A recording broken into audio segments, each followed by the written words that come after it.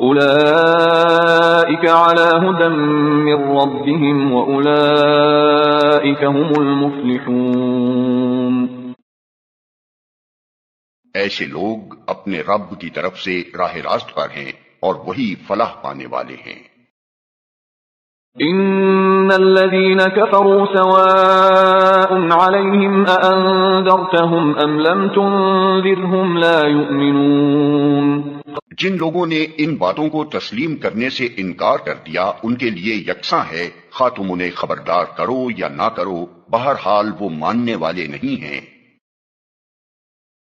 جن لوگوں نے ان باتوں کو تسلیم کرنے سے انکار کر دیا، یعنی وہ 6 کی 6 شرطیں جن کا ذکر اوپر ہوا ہے پوری نہ کی، اور ان سب کو یا ان میں سے کسی ایک کو بھی قبول کرنے سے انکار کر دیا۔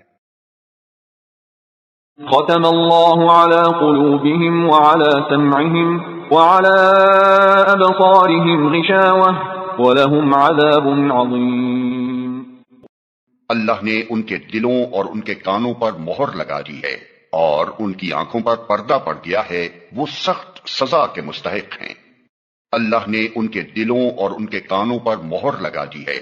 اس کا مطلب یہ نہیں ہے کہ اللہ نے مہر لگا دی تھی اس لیے انہوں نے تسلیم کرنے سے انکار کیا، بلکہ مطلب یہ ہے کہ جب انہوں نے ان بنیادی امور کو رد کر دیا جن کا ذکر اوپر کیا گیا ہے اور اپنے لیے قرآن کے پیش کردہ راستے کے خلاف دوسرا راستہ پسند کر لیا، تو اللہ نے ان کے دلوں اور کانوں پر مہر لگا دی۔ اس مہر لگنے کی کیفیت کا تجربہ ہر اس شخص کو ہوگا جسے کبھی تبلیغ کا اتفاق ہوا ہو۔ جب کوئی شخص آپ کے پیش کردہ طریقے کو جانچنے کے بعد ایک دفعہ رد کر دیتا ہے تو اس کا ذہن کچھ اس طرح مخالف سمت میں چل پڑتا ہے کہ پھر آپ کی کوئی بات اس کی سمجھ میں نہیں آتی۔